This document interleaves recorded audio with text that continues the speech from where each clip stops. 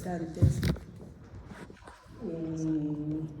ahí no había obesos, no había cardiópatas, no había enfermedades crónicas, diabéticas, hipertensas. Cuando yo he hecho mi serum, mis emergencias del 90% eran las gestantes, ¿no? Y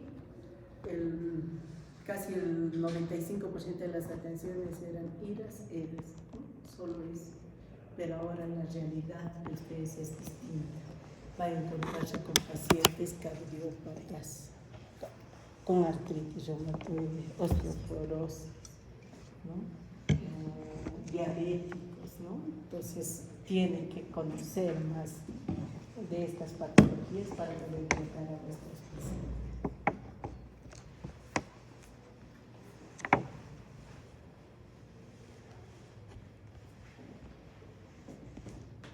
Como les he dicho, ¿cuál es el riesgo? El daño multisistémico que pueda tener el paciente, ¿no?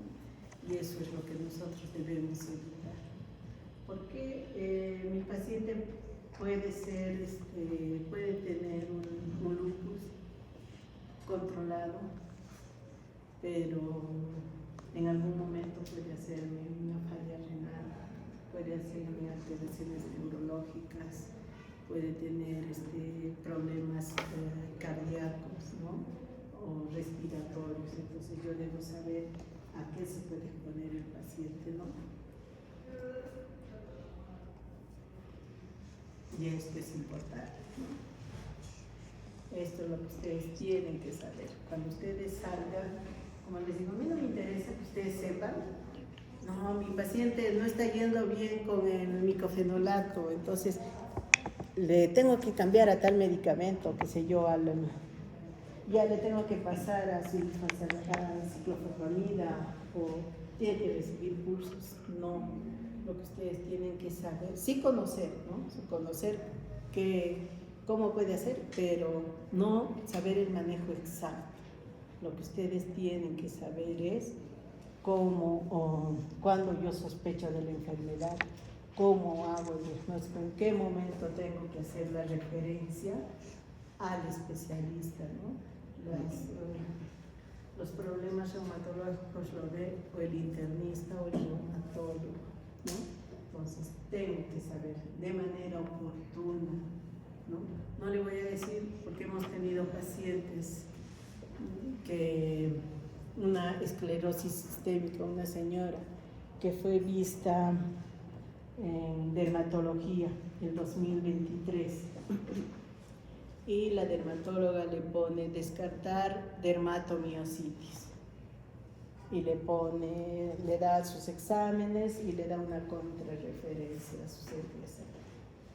La señora ha ido al centro de salud, ha estado en su centro, me imagino que ha entregado la contrarreferencia porque te llevan al centro de salud. No sé si lo habrá visto el médico, yo pienso que no lo ha visto, que no lo ha llevado, pero la señora ha estado con ese diagnóstico y no ha vuelto al hospital hasta 2 años después, cuando ya tenía disfagia, tenía problema pulmonar, ¿no? Y en una esclerodermia, cuando tenemos esos problemas, pues ya son complicaciones muy severas.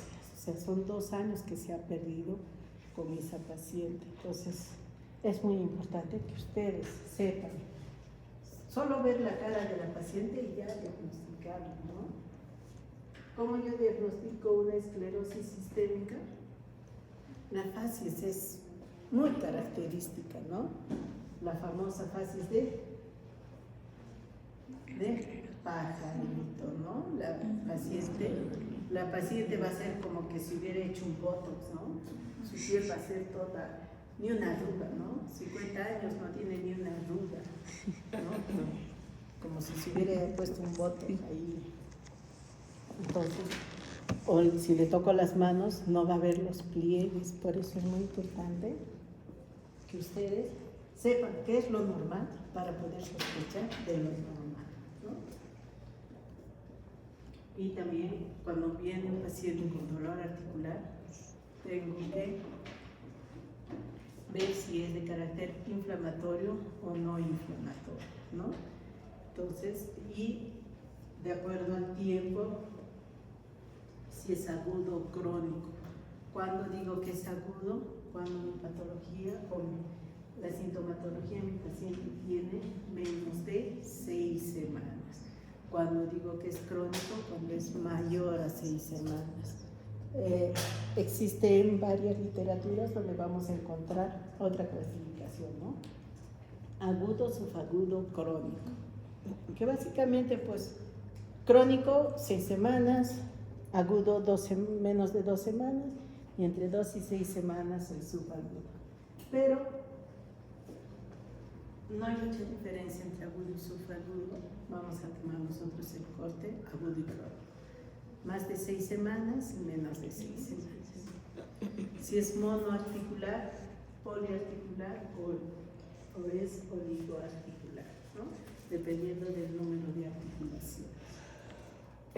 Y de acuerdo a eso yo hago una disquisición de qué patologías puede tener mi paciente, ¿no? Dependiendo de la sintomatología, los signos que yo veo en mi paciente y las preguntas claras que yo tengo que hacer a mi paciente. Un paciente con una patología reumatológica generalmente va a tener estos 4 componentes, ¿no? Va a venir por dolor, ¿no? Al ser una enfermedad inflamatoria, va a tener rigidez, ¿no? Rigidez al reposo, ¿no? Va a haber una limitación de movimientos y va a venir como un componente psicológico, angustia, ¿no? ¿Por qué? Porque se va a preocupar por esa rigidez. Muchas veces la paciente o el paciente cuando despierta va a tener las manos duras, ¿no? Nos va a decir, es como que mi mano estaría amarrada y no me responde. Y poco a poco va a mejorar, ¿no? Entonces, eso es muy importante y eso le causa, pues, angustia al paciente. En la historia clínica, que debo tener en cuenta, ya les he dicho, la parte locomotora, ¿no? Musculoesquelética. Cuando yo me presento a un paciente, tengo que ser lo más empático posible, ¿no? Debo hablar con mi paciente dependiendo del nivel sociocultural que tenga mi paciente. Porque, ojo, ahorita, con todo esto de que la información está al alcance de todos, vamos a tener pacientes que van a ser muy exquisitos, que van a saber mucho de su enfermedad y les van a preguntar inclusive sobre efectos adversos, les va a decir qué medicamento estoy tomando y por qué me estás dando si esto me va a producir un problema cardíaco. Entonces ustedes tienen que saber responder al paciente, ¿no? Cuando ustedes hagan la anamnesis tienen que hacer preguntas cortas y simples, ¿no? Dependiendo del paciente. Si es un paciente de zona rural, pues tienen que ser claros, ¿no? Muchas veces los pacientes no te entienden, ¿no? O son quechua hablantes. No simplemente voy a decir, no, yo no sé quechua, no le podía hacer la historia porque yo no sé quechua. No, tengo que buscar herramientas. En los hospitales siempre hay alguien que sabe quechua, ¿no? Personal técnico, las licenciadas, ¿no? O los mismos pacientes de lado, ¿no? Y decirle, por favor, ¿me puede ayudar con la comunicación con el paciente? Siempre sean respetuosos, nunca miren al paciente como que ustedes son superiores y el paciente es lo más inferior, porque eso va a crear una pared entre ustedes y el paciente no les va a dar información. Si el paciente, muchas veces van a tener pacientes por las mismas patologías y el componente psicológico que van a tener, que cuando ustedes le pregunten algo va a querer darles pues una historia detallada. No lo corten en seco. Si bien es cierto, tampoco es de que se queden escuchando la historia del paciente, porque hay pacientes que se pueden pasar toda la mañana hablando con ustedes. Traten de dirigir, ¿no? si está hablándoles de algún tema, traten, ¿no? Y en qué momento le duele, o en qué momento, con qué le calma, o sea, hacerle preguntas dirigidas como para poder un poquito sacar toda la información que necesite, ¿no? Sin hacerle notar al paciente pues de que quieren cortarle, ¿no? Ya les he dicho, el 85% nos da una buena anamnesis y un buen examen físico. ¿Qué datos me interesan en cuanto a la filiación? La raza es muy importante porque hay hay patologías que son muy frecuentes en algunas razas, ¿no? Por ejemplo, la vasculitis de Takayasu, ¿no? Es más frecuente en asiáticos, ¿no? Las afroamericanos, el lupus, por ejemplo, es frecuente, ¿no? Entonces vamos a ver que la raza es muy importante para yo poder ver o sospechar de alguna patología, ¿no? El sexo también es muy importante, ¿no? Si es mujer, si es varón, ¿no? Hay patologías que son más frecuentes en mujeres. Si bien es cierto, la mayoría de patologías en reumatología son más frecuentes en mujeres, pues vamos a ver que algunas también son más frecuentes en varones, ¿no? La gota, la espondilitis anquilosante. La espondilitis anquilosante tiene una relación de 10 a 1, ¿no? O sea, es rara en mujeres. La gota es otra patología muy rara en mujeres.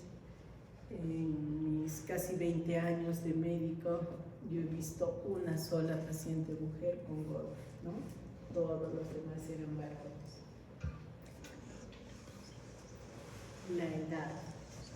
La edad también es muy frecuente, ¿no? En qué edad dan qué patología, por ejemplo, el lupus, si bien es cierto, yo voy a sospechar de una paciente con lupus, si está en una edad fértil, pero también yo debo saber de que si yo encuentro un paciente con lupus, varón, o que esté en edades extremas, muy niño, o una persona mayor de 45 o 50 años, debo saber de que este paciente va a tener un desenlace más precoz, ¿no? El daño sistémico va a ser más severo. Siempre que estemos en una edad donde no es lo más frecuente, el daño que va a haber en el paciente, la sintomatología va a ser más severa. Por eso vamos a ver que los pacientes con lupus generalmente vienen con falla renal, ¿no? Como siempre digo, no sé si es que recién se está sospechando de estas patologías o el COVID o la vacuna del COVID han tenido mucho que ver con que se active estas enfermedades que estaban dormidas, ¿no? Porque antes del COVID, que yo me acuerde, lupus en varón no había, ¿no? O era uno en 5 años, ¿no? Pero se sospecha más de las enfermedades autoinmunes, se pide exámenes, ¿no? En los varones que venían con falla renal y una hipertensión, decía, seguro que el paciente tenía su presión alta y como la presión alta es una enfermedad silenciosa, seguro que ya era años y eso le ha producido la falla renal, ¿no? Cuando vemos ahora de que no, pues es al revés, ¿no?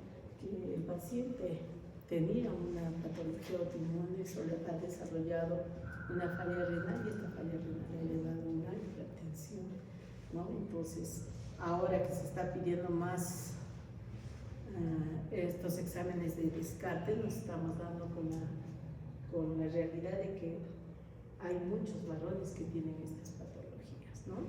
Entonces, siempre que tengamos un paciente con una patología que no es frecuente a su edad, por ejemplo, un ACV en un joven, sospechen de algo autoinmune. una trombosis en un paciente que no haya tenido un viaje largo, que no tenga una patología oncológica, que no sea obeso, que no haya tenido un embarazo, que no haya estado postrado por alguna enfermedad y que haga una trombosis, piensen en una patología autoinmune, ¿no? Y no van a estar equivocados. Entonces, es importante de que las enfermedades autoinmunes ustedes las tengan en la cabeza. Como alguna vez uno de los alumnos me dice, doctora, creo que ahora todo tiene una base autoinmune, y creo que sí, ¿no? Porque estamos viendo pues de que estas patologías son más frecuentes de lo que vemos. En este cuadrito vemos más o menos en qué edades vamos a encontrar las patologías y en quiénes es más frecuente, ¿no? El lupus, personas jóvenes, ¿no? Si bien es cierto, el lupus, la edad ha variado mucho, ¿no? Nos dicen en la edad fértil, pero antes pues la edad fértil se consideraba desde los 12, 13 años, ¿no? Hasta los 40, 42 años, pero ahora con todos los cambios que hay, pues esta edad inclusive viene desde los 8, 9 años, ¿no? Que hay muchas niñas que tienen, ¿no? La pubertad precoz, una de las patologías que está en su vida en estos últimos tiempos, ¿no? Y vamos a ver pacientes que a los 10, 11 años se les diagnostica el lupus, ¿no? La gota sigue siendo más en varones, la espondilitis anquilosante. O sea, la frecuencia sí no ha variado, ¿no?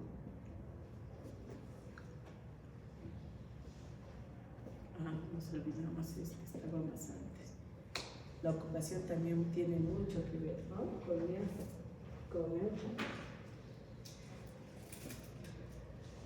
Si es un paciente que realiza esfuerzo físico, por ejemplo, los choferes, los agricultores, tienen mayor riesgo a ser un problema de una artropatía seronegativa, ¿no? Una espondilitis anquilosante, ¿no? Entonces la ocupación tiene mucho que ver también. Los carniceros, los tenistas van a tener más afección a nivel de la articulación del codo, ¿no?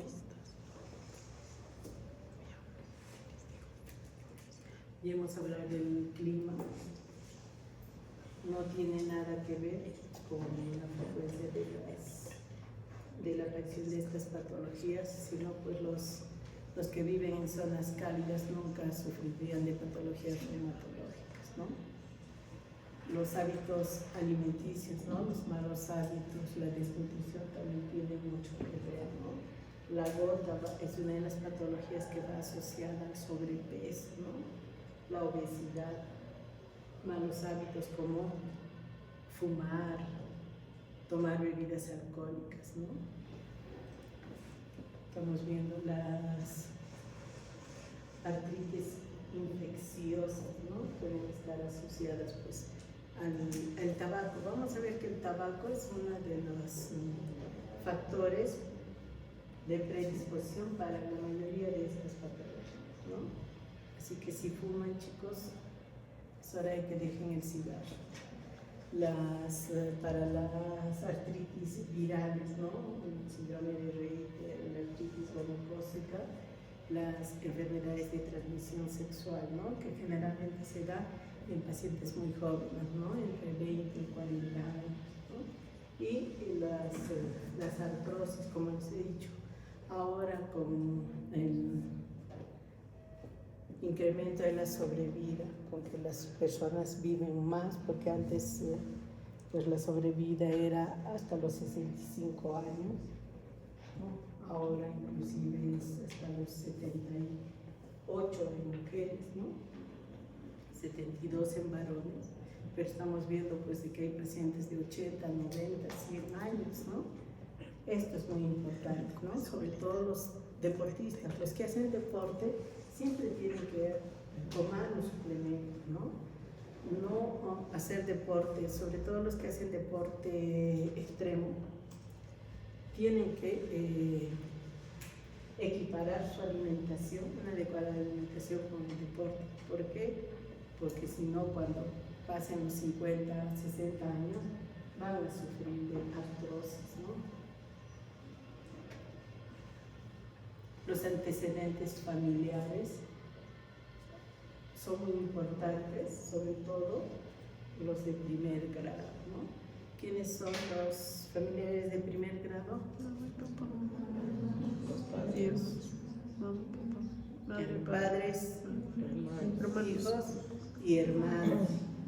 Solo ellos, padres, hijos, hermanos. Los abuelos, si bien es cierto, son familiares, pero no son de primer grado, ¿no? Las enfermedades previas, ¿no? Como les he dicho, hay muchas patologías, sobre todo endocrinológicas, que van a estar asociadas, ¿no? Pacientes con hipotiroidismo que pueden estar asociadas a una patología reumática, ¿no? Artritis reumatoide, lupus, la osteoporosis, ¿no?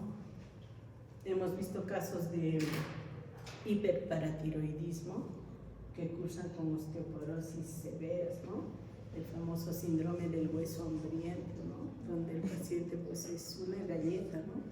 Se mueve y se fractura. Entonces es muy importante. Patologías hematológicas, ¿no? Una anemia hemolítica puede ser el primer signo de un lupus, ¿no? Un PTI, enfermedades neurológicas, ¿no? Inclusive las enfermedades psiquiátricas también pueden estar asociadas, ¿no? Y pues las enfermedades dérmicas, ¿no? Vamos a ver que muchas de las patologías autoinmunes van a ir asociadas con síntomas dermatológicos, ¿no? Es muy importante que nosotros conozcamos cómo inicia y cómo evoluciona una enfermedad reumática. Desde los primeros síntomas que pueda tener el paciente. Se dice de que cuando el paciente viene a la consulta, generalmente ya ha pasado por lo menos 1 a 2 años de iniciado los síntomas, cuando recién empieza a tomar importancia. Una paciente empieza a tener dolor, pero dice, no, seguro que es el clima, seguro que he agarrado agua caliente y eso me ha producido. Y después de 1 año, y lo primero que hacen es automedicarse. Van a la farmacia, se compran el naproxeno o el Aponax y les calma el dolor, ¿no? Y cuando ya es un crónico, recién vienen a la consulta. Entonces, cuando nosotros tengamos una paciente con dolor, siempre hay que ver si es un dolor mecánico o no mecánico. Y es muy importante ver las características del dolor, ¿ya? Siempre, todo, cómo empieza el dolor, dónde se localiza, la intensidad, qué características tiene, ¿no? Si hay inflamación, hay deformaciones, a dónde se irradia y con qué se alivia, ¿no? Es muy importante. Y vamos a ver, pues, de que podemos tener un dolor neurológico, un dolor referido, ¿no? Que va a tener muchas diferencias, ¿no? Entonces, generalmente el referido, pues, va a ser una zona imprecisa, ¿no? Y eso estamos viendo. Eso es por las metámeras, ¿no? Que puede haber un dolor referido. Entonces, es muy importante que nosotros conozcamos las características del dolor, ¿no? Si es un dolor súbito, ¿no? Si es agudo o es crónico. Ya les he dicho que la mayoría de las patologías, el dolor es crónico, más de 6 semanas, ¿no? Y si es gradual, ¿no? Si empieza el dolor en una articulación y conforme va progresando los días, las semanas, los meses, va incrementándose con progreso, ¿no? Ya no le duele solo una articulación, le duele 2, 3, 4, a veces toda todas las articulaciones de la mano, entonces es muy importante, ¿no?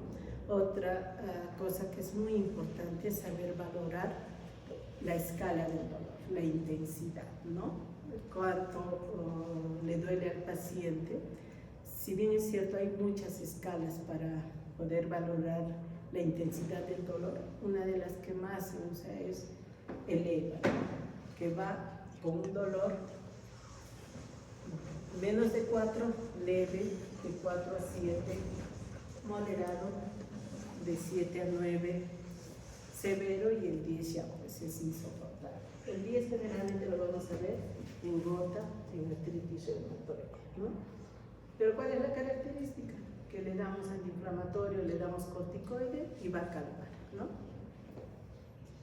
Otra cosa que también tenemos que tener en cuenta cuando valoremos a un paciente con dolor articular, si tiene chasquidos, crujidos o roces, ¿no? Sobre todo vamos a ver los pacientes que tienen artrosis, que van a estar asociados, ¿no? ¿Qué características va a tener los chasquidos? Bueno, que son de tono alto, ¿no? Una duración corta, ¿no? Apenas moviliza y es el dolor, ¿no? Toma una posición y le va a calmar, ¿no? Y no altera la función articular, ¿no? ¿Por qué se da? Porque hay una separación brusca. Cuando el paciente cambia de posición la articulación, o cuando le examinamos y movemos la extremidad, ahí es el dolor. Es un dolor corto, ¿no? Los crujidos son tonos más bajos, ¿no? Y solamente cuando nosotros palpemos la articulación, el paciente, vamos a sentir estos crujidos, ¿no? Muchas veces. Que se puede hacer, el crujido se puede asemejar al sonido de los crépitos, ¿no? Como que está crepitando esa articulación, ¿no? Y los roces pues son casi imperceptibles, ¿no? Son ruidos débiles, prolongados, ¿no? Que son más crónicos. Esto es muy importante, ya les he dicho, ¿por qué es importante diagnosticarlos y tratar a tiempo?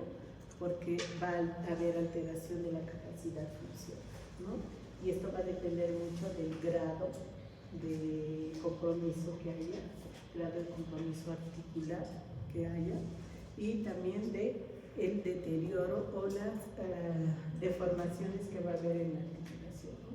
Si hay una destrucción del cartílago articular, si hay afectación de la zona periarticular, todo esto va a depender, ¿no? Entonces, es muy importante que nosotros podamos conocer a la hora de hacer el examen físico algunos términos, ¿no? Como una sinovitis, inflamación de la sinovia, las entesopatías, cuando hay un derrame articular y que va a producir pues dolor y alteraciones a nivel de lo que es la cápsula articular con destrucción, ¿no? Si hay compromiso sistémico, ¿no?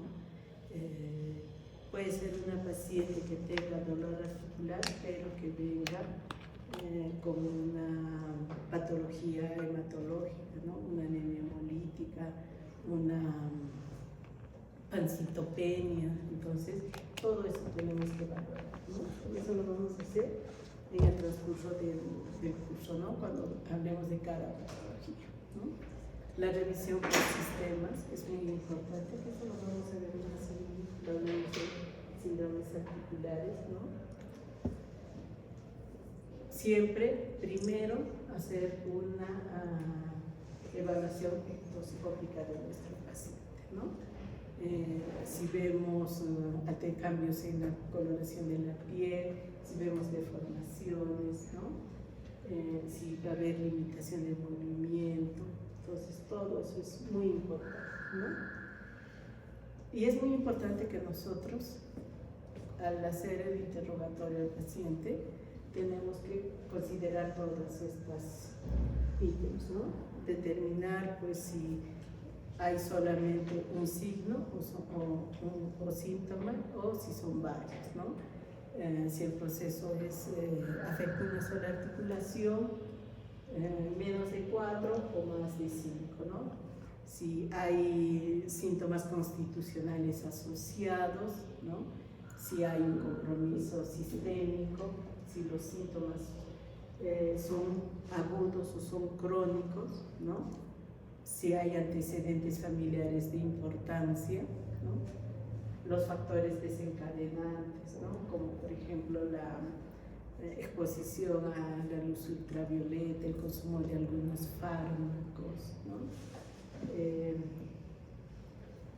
Si ya tiene diagnosticada alguna patología y cómo va el proceso del daño de la enfermedad, ¿no?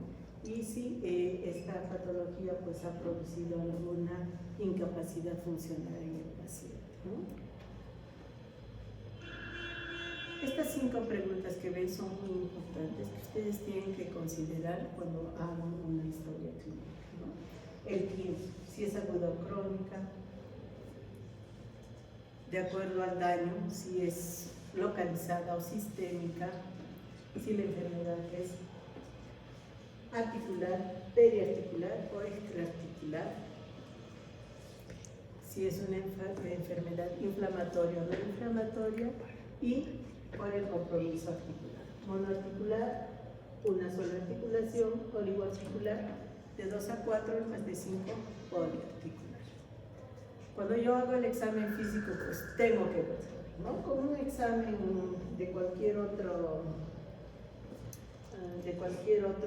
sistema, ¿no? Pero debo de fijarme en la movilidad, la postura de mi paciente, ¿no? Las deformaciones, la ectoscopía es muy importante, la facies, ¿no?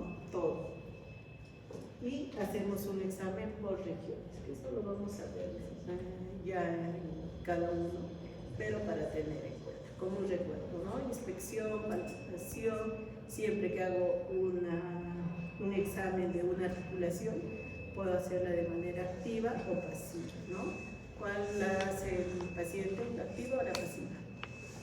La activa, ¿no? Y la pasiva nosotros. Los signos que voy a encontrar en mi paciente, ¿no? Ya les he dicho, si hay cambios en la coloración, hay aumento del volumen, cómo está el dolor, si hay limitación de los movimientos, deformaciones, presencia de nódulos, ¿no? Y vamos a ir a evaluar cada articulación. No es necesario que se aprendan los grados, ¿no? A mí no me interesa que sepan de que a los 50 grados va a aparecer el dolor, a los 120 grados, no.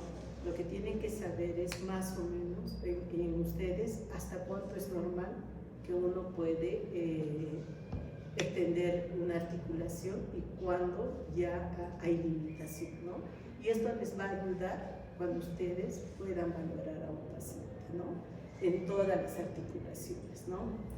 Ver cómo está la abducción, abducción, extensión, rotación externa, rotación interna, para poder nosotros hacer un buen estudio, ¿no? Y esto en todas las articulaciones, ¿no? El hombro, el codo, ¿no? Vamos a ver de que, si bien es cierto, pero esto más, esta foto no es una artritis reumatoide, ¿no? Es una gota. Los tofos, que son estos, ¿no? Que se van a presentar sobre todo en el codo, ¿no? Cuando nosotros tengamos un paciente con una gota, la primera zona que yo le voy a revisar es el codo, ¿no? Tengo que hacer un examen, palpación, ¿no?